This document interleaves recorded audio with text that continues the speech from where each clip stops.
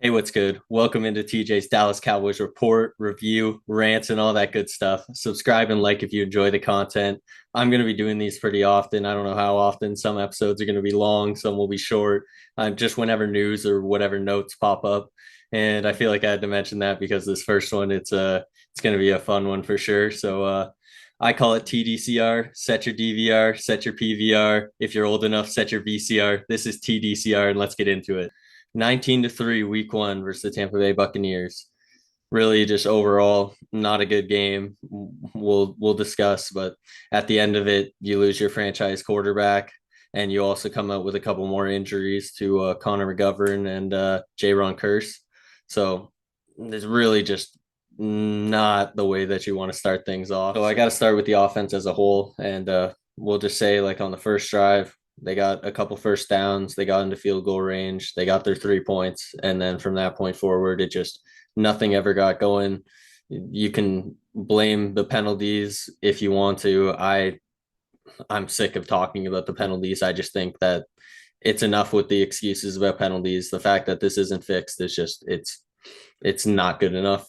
So when we really look at the offense, I feel like they abandoned the run and that cost them. In the second half, they were putting that O line that already had an injured Connor McGovern. So Matt Farniok's playing left guard.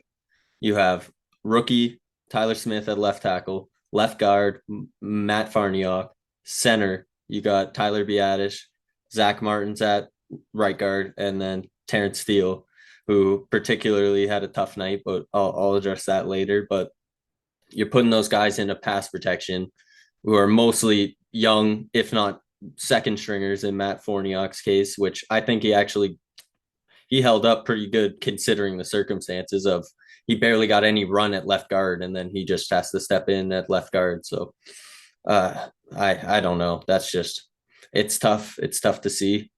And but yeah, like once we abandoned the run, put those guys, they started to get mauled. They couldn't do that. Like we're built like with a young hurt O line like we have, we need to be running the ball. We need to be letting them get out and run. Like we can't ask them to do, the second half where every down they have to face Shaquille Barrett and Hakeem Hicks just pounding and pounding and pounding away. Eventually, something's going to happen and your franchise quarterback gets hurt. It's just you can't have that happen. Looking at the positions as a whole, like Dak, I got the stats right here. So 14 of 29, 134 yards and a pick. And in that game, it didn't look good. Dak was missing on throws that he normally wouldn't miss, but also I don't think the receivers helped him that much at all. Getting into the receivers, Noah Brown had 5 catches, 68 yards. Dalton Schultz, 7 catches, 62 yards.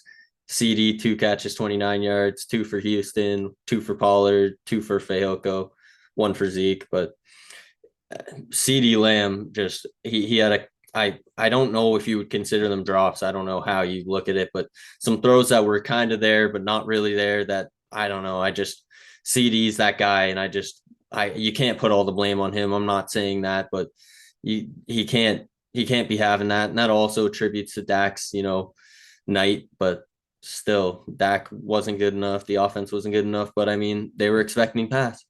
They're sitting there with Carlton Davis and they got that safety Winfield and they know what we're doing. So why not just sit back in coverage and defend CD Lamb in triple coverage at times? So just overall, do we have the receivers that can create separation? I don't know, but now they have to do it with Cooper Rush for an extended period of time. I mean, now Jerry Jones, he didn't put Dak on IR, so 4 weeks is the timetable that we're looking at. So I don't know how that timetable will actually pan out. I mean, 4 weeks seems super fast considering he just had surgery a couple days ago, but it's Cooper Rush time. I mean, we'll see how that goes. Will Greer might get a shot because I feel like Will Greer has more of a Dak style of play where he's just a little bit more athletic and he's pretty accurate. But looking at the stats from this game, Dak, it might not matter how accurate you are if the receivers aren't creating separation and you don't got time in the pocket because the O line's hurt and young, then you're going to struggle overall. So it's tough. It's tough. So I feel like I got a lot of negativity and bad out of the way of how they played in on offense. Just I kind of touched on how they can correct it, but looking at the defense, I feel like the defense played pretty well. Like I mean, you held them to it was 12-3 at half, I believe. Like you were two scores out of it, 9 points. I don't understand why you abandon the run and you think you have to throw it, but the defense kept you in it. The defense kept you in it. But looking at like overall how everyone played, I mean, Micah was a freak. I'm repping the jersey. You already know Micah's our king. He's the young lion. He's the bazooka. He's Micah Parsons. He's that guy. So you already know he had a good game. Leighton Vander Esch had a good game as well. I mean, I still feel like there's times where Leighton makes the tackle, and I'm not going to dog a guy for making the tackle, but it's just I remember Leighton Vander Esch making that tackle, and the guy's not getting more than a yard after he wraps him. And guys will sometimes push Leighton for a couple extra, but overall, I feel like he was really on it. And I mean, they're putting him in coverage a lot, and he didn't he didn't get exposed. Like I didn't particularly notice Leighton Vander Esch making mistakes, which is always a good sign. Uh, I mean, I feel like all the corners played well. Trayvon especially had a couple pass breakups. I know that touchdown was scored on him, but that's Mike Evans in the corner of the end zone making a great play with Tom Brady throwing him the ball. Trayvon was in position. That's going to happen when it's those two guys. Like, I'm sorry, you can't dog Trayvon Diggs, and all the people on Twitter probably already are. I can't even keep up with the Trayvon Diggs slander anymore. But Trayvon had a good game, had a couple PBUs. So, and then I felt like, sadly, Curse had a good game and Wilson had a good game and Hooker had a good game. But that's what is going to be interesting now because if you notice, excuse me, if you noticed last night, the Cowboys actually ran three safety a lot of that game. They were running three safety with Ron Curse either being in the box or just three high safety with Mike at linebacker, Mike on the D line, Ron in the box, like just a bunch of different looks like that. So I'm going to be interested if Marquise Bell maybe gets his shot here, guys. Like Marquise Bell, if you know, you know. This undrafted free agent safety that the Cowboys seem to really like. He had a good preseason, good training camp. I I'd be interested to see, but I'm also curious if maybe now we see more Anthony Barr into linebacker packages, and then we have a defensive end come out. Maybe Micah lines up on the D line. Like it's going to force Dan Quinn to have to do some different things without his signal caller, and that's another part of it is you have to find another guy who can call the plays. It's going to be interesting. I feel like it'll most likely be Leighton. I don't think they want to put Micah on it again. You need to just let Micah do his thing. Maybe one point in his career he'll be at that point, but he's got so much on his plate already. Just let Micah be Micah. Let him be a football player. He's that guy.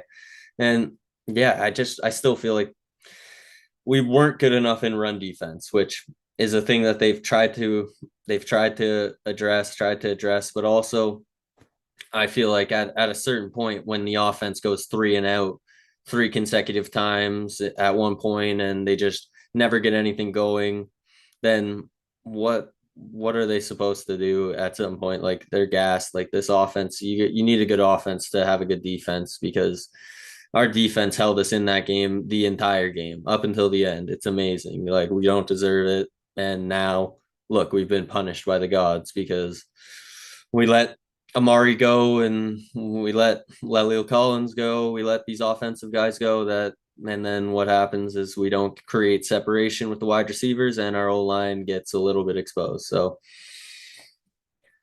it's tough. It's going to be interesting to see where they go from here. I mean, biggest things you have to address is you have to run the football more, no more pre-snap penalties on the offensive line. Like you just can't have it. Like the holding is the holding. I mean, you can't you can't hold, but I much rather you hold than let Dak get absolutely killed if you get beat on a play. But the pre-snap is just something that you can completely address, and it just has to be better from here on.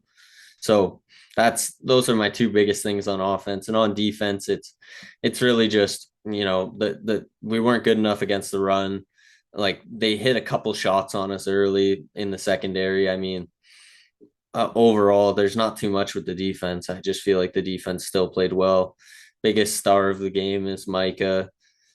on offense. It's hard to even give a star, but I mean, if I had to, I'd give it to Zeke, who got 10 carries, 10 carries for 52 yards, 5.2 yards per carry, and he looked like he was running good, and then we just abandoned the run. So I don't understand the play calling in Kellen Moore. We'll see. That's another big key that they need to address looking into this next week is the play calling. Like what if you're gonna run plays to get the ball into Tony Pollard's hand, which seemed to be an emphasis as well, which I want the ball in Tony's hands. Don't do the trickery, like don't do all the nonsense. Like you gotta just use your guys, man. Like it shouldn't be forced. And that's what I feel like is the thing. It's forced creativity. It's not creativity that's shocking. It's forced in situations that don't feel that it's needed. So if you're looking at the matchup next week, we got the Bengals. So it's Cooper Rush as assumed starter versus Joe Burrow. Their offense is going to be tough. I feel like I said, our defense is good. Like we're going to hold up as long as our offense can not can generate some time of possession because we can't have the defense out there that long. But overall, you got to look at how the Bengals played in that game and be realistic. The Bengals lost that first week in a heartbreak. That's not happening again. Like they're walking in, I believe, to AT&T Stadium. It could be a road game, but I'm pretty sure it's at home, and they're gonna put on a show. I That's my humble opinion. I mean, I hate to be the pessimist, and I mean you can give me shit, but I'm just being real. I think we're all being real. Like, is the season over before it started? I don't really know. But I guess that's all I have to say. And this has been a TDCR rant about week one. And yeah, if you enjoy, like and subscribe. You can listen on Apple Podcast, on Spotify. And yeah, I'll see you next time. Peace.